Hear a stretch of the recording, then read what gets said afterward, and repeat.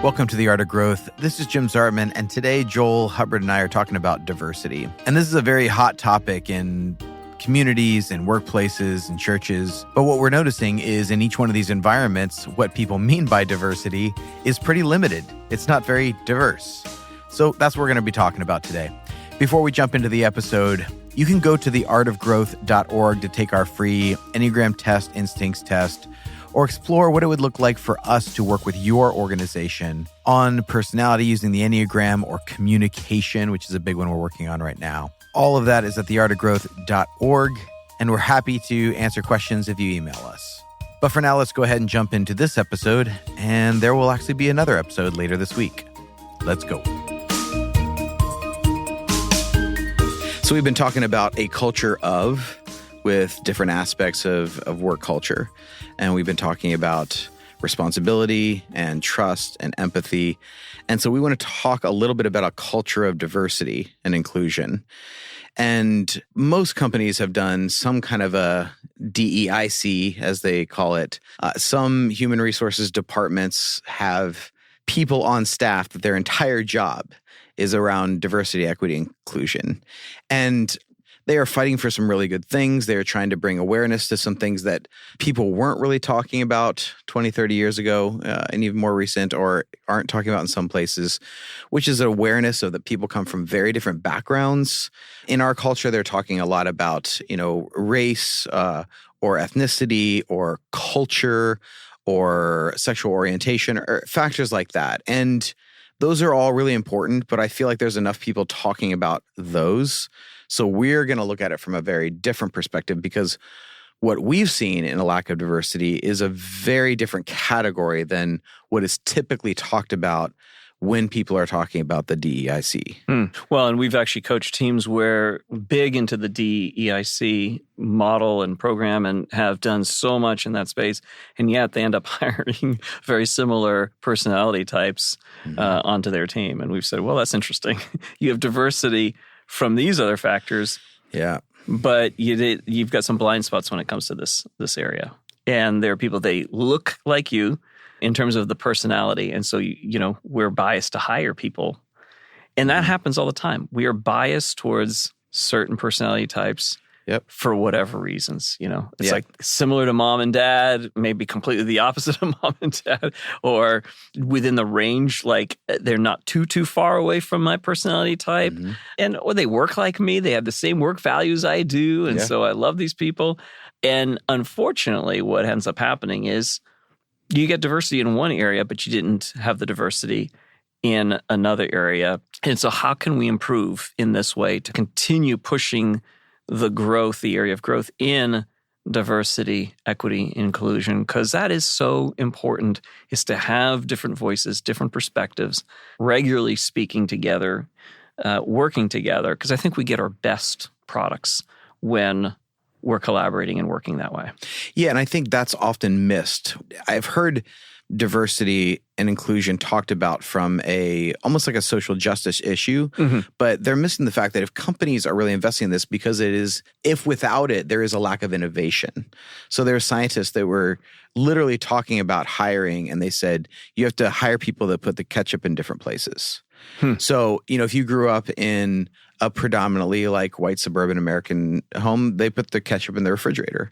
But if you grew up in a lot of other cultures, it's in the cupboard, it's in the shelf, because it doesn't need to be refrigerated. But there's a culture difference. So they were using that as an analogy. You have to have someone who grew up with a very different culture to actually be able to see something different enough to create the innovation. And so the heart behind diversity is spot on. You need productivity, you need innovation, you need to be able to look at things in ways that you didn't look at them before. You need these really radically different perspectives. But I think where the train has gotten a little off the tracks is it wasn't in the realms that actually matter the most. So highly action-oriented teams weren't necessarily relating super well to highly people-centric, emotionally aware individuals. You can have these very different approaches to values, and like we were talking about with trust, you can have those that are actually missing even when everybody comes from a different part of the world, because we've coached in, I think, every continent at this point, at least, teams in all these different continents, and Enneagram types are consistent. They're consistent. We see them literally globally. Yeah. And we ask the same kinds of questions, and the experiences are, and we talked about this in another podcast, but it seemed like as humans were developing and language was developing, that personalities emerged as a way to communicate and thrive in different communities. And so that makes sense. But some of these teams are actually missing in a performance way because they do not have some of the diversity of personality that is required for innovation. Yeah. The interesting thing about a particular book that I read some time ago talked about the range, like how many different experiences have you had individually, personally, and then when you show up in a different context or environment, that those skills can contribute to innovation. Even athletes that were formerly not in a particular sport, they had played a different sport altogether for years, then came into a completely new one and reinvented that sport and performed at a higher level. There's this whole thing of, mixed martial arts. It's the mixing of these different arts that actually produces the best martial artists or the best combat fighters in the world. Which, okay, I don't want to go too far down this, but a lot of people are familiar with the largest fighting organization in the world, the UFC, the Ultimate Fighting Championship, that started in the early 90s by the Gracie family, who are the founders of Brazilian Jiu-Jitsu. And always in the martial art world before that, it has which style is the best. That was the question. Which culture has produced the best martial art? And the UFC started as a way for them to show, we have. And they did for the first 4 in a row. But then everyone started learning what they were learning. Yeah. So all of a sudden, you started having these well-rounded fighters. And the fighters of today could destroy pretty much anyone in those early UFCs because the skill is so different. I watch those now and I'm just like, can they not figure out how to get out of mount? Can they not figure out how to get out of side control? You're just in the guard. You just have to break the guard. Like, this is not complicated to me. And sorry, I just used all that lingo there for people who are not, have never trained in combat sports. But this is, something interesting to me. But the reason the fighters are so good now is because of the integration of styles, because the question no longer became which style is the best, which aspects of every single style can be brought together to produce the best combination. That is really what diversity does when it's done right. When it's integrated. Yes. It's the integration within our own self, the different parts of ourselves, as we learn to integrate those. And then we learn to also work well with others. And when we do so, then there is a broader range of skills that are brought to bear. And we are better as a result of that. So I think that to your point about diversity has to be also around personality types is massively important. But then it follows up with a question that is, but doesn't that produce more tension or more conflict or more, doesn't it slow the process down? And there have been studies around monocultures working together and the efficiency around that versus diverse cultures. And when they're together, what can happen? And so it is, it's easier to work with people that are exactly like you, for sure. Yeah. But does it bring out the best? And do you grow? And I think that we're short-sighted when we think that, well, it's easier. It is easier now, but what if you were able to grow? Yes. What would that look like? And would that be as difficult then? Or would you find it actually more enriching and the process more enriching for yourself? Because I think we rob ourselves when we don't do this stuff. 100%. So this actually came up with a company I was training where they had moved from their 2,000 square foot facility, and it was a medical, into like this 10,000 foot facility, and they were expanding this practice. And I typed the team, and every single person on the team was a 3, a 7, or an 8. Oh, wow. The entire team. Wow. And they were saying, oh, this is a problem. We don't have any of this diversity. And we talked about it, but they were kind of like, but if we brought this person on and we had this person here who was this other type for a while and it didn't work out because we were going at this pace. And I was like, it's okay if you need to be at that pace for now. You will reach the point, and we'll get to this when we talk about the one on hunters and farmers, but you will get to the point where you need the stable structures. But right now you're trying to hit speed. And so this is okay for a time. There will become a time that this does not work anymore. Yeah. Because you will need more structures, or eventually this whole team will end up burning out. But right now you're enjoying the pace of this. Okay. It just depends what you're going for. Are you trying to go fast and quick and nimble and niche? Or are you trying to become, broad, expansive, global? What's the goal? Yeah. And the goal determines where you are sometimes at that particular point in time. That's right. And that's why this is a very complex subject. We're certainly not assuming that we're covering, every nuance of this. What we're trying to say is, even if you are a type 3, 7, and 8 organization right now, even in that situation, if you're not listening and bringing in the different voices into your decision-making process, you're going to create a product that works well for 3, 7s, and 8s. Yeah, right, exactly. So regardless of whether it's that or a team of all various types, you're still having to do the work of, are we listening well and are we integrating what we're hearing? And that is a much more difficult practice initially. Mm-hmm. So what we're saying is, you can go easy and then do that for a long time, which is basically hiring people that are comfortable for you and working alongside of those people for a while. And you can do that, and that's easy. But you're not going to produce at the higher levels, and you're not going to feel enriched yourself as a human being. You're not going to learn and grow. And that really is exciting when that's happening. When you're growing internally, plus the organization's growing, that's the win to me. Mm-hmm.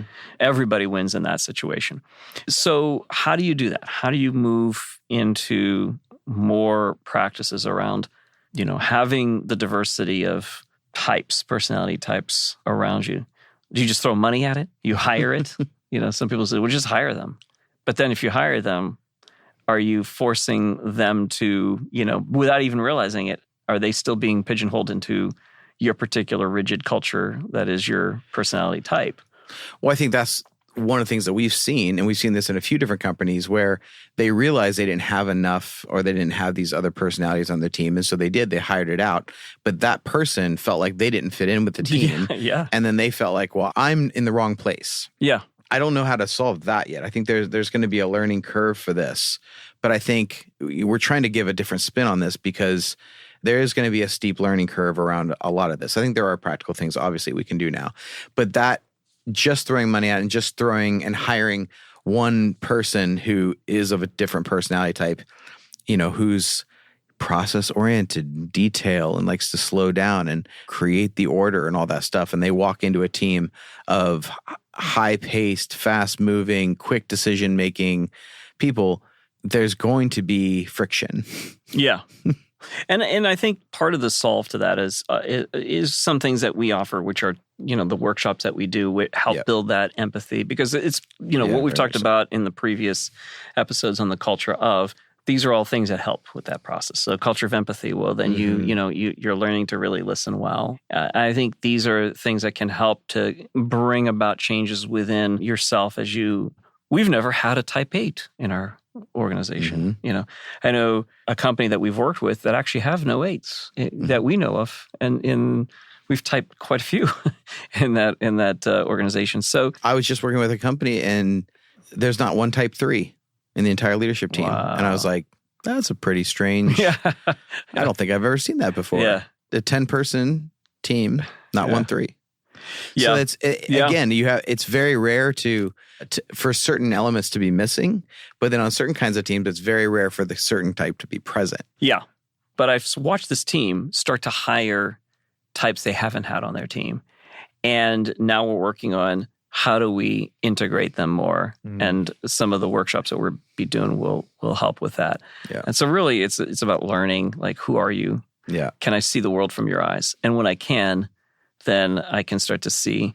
We say that all 9 types are present within us. It's just that we lead with one far more than the others. And so that's our type. What happens when you work with a type that you've never worked with? Yes. Is it activates that within you. And so you start to recognize, yes, there are times when I do want to be like direct and say what I think and have boundaries, but I've never been able to pull it off. And now I've got an 8 in front of me and I'm interacting with them and they're calling that out of me just by their presence. And now I feel like maybe I can try that on. See what that would look like, you know, and you start to experiment with that. So I think that's the beauty of real integration around diversity, equity, and inclusion. Yes, it's someone else who's so different than you gives you access to a part of yourself you had not yet accessed. Yeah. And I think that is really beautiful. And this is going to be an ongoing learning curve because this one is sort of a frame that so many other things that we do operate underneath. So a lot of times when companies do multiple sessions with us, they'll do like Enneagram foundations. Oh, there's these different types on the team and people think really differently. And then we'll do like the one on communication and like, oh, this is how to communicate and talk with someone who does not think like you, does not process like you. And we'll do one on trust, you know, that they understand how to build trust and where trust is lost with these different types. All of this builds towards greater diversity. Yeah. But this is an aspect of it that we wanted to bring up and share about because it's, I think, one that is not often included in the conversation. And the one blog I wrote about this was, you know, in diversity is only skin deep because it's like it has to be a larger context that we're talking about if we're going to create things that connect with people really, really different than the world we grew up in. Yeah. Absolutely. It's making space for more than the superficial diversity, but that there's cultural diversity. There's depth of diversity from our experiences growing up. And whatever ways that we were welcomed, that we were not welcomed, that parts of us were loved and parts of us were not loved, all that creates who we are, creates our unique expression of ourselves and and in some sense, our own culture. And so it is more than just, oh, look, we've got the quotas, or look, we've hit the numbers that we were trying to achieve. And how much real integration is there in a team, in an organization? So. Yeah, because when you meet with an older leader who has been around for a really long time and they were really good at it, what I have found is they have been forced to be around every kind of person throughout the course of their life. And that variety has produced someone that can access a far greater range of options of reactions and power to respond than someone who's really new, who's only put people around them that are similar to them. Yeah. And I think ultimately the power to respond and have this variety of options is the way that you can interact in a situation. That is when you have integrated the diversity around you within you. Yes. And then you're functioning at a totally different level. Yeah. Yes. Absolutely. So do this scared, because you will be scared. It is scary to do anything that's beyond our comfort zones. But exactly what you described it as, like, imagine that leader in your mind, a person with that depth of experience, and they can lead at these high levels, and they're comfortable within themselves. Yep. You become more comfortable, I think, with yourself when you learn to integrate. Very much so. The opposite is also true. The more that you resist it, you think it's like, well, these are threats to my own sense of self and safety. It's actually, but that makes you more scared the more you live that way. So, Yes. So thanks for listening. And later this week, we're going to have a bonus episode on how you can have the same group of people and very different thinking between what we're calling the hunters, the farmers, and the teamers. Make sure you are subscribed so you don't miss anything. But for now, my friends, let's end with a little gut check. Just checking in with how we have defined diversity. What are the categories we have put on it and which ones might be missing? May we explore the possibilities of integration with the thing we are missing or have dismissed or avoided or have felt uncomfortable about. Acknowledge that feeling, honor it, ask questions about it, and then proceed to explore. Grace and growth, my friends.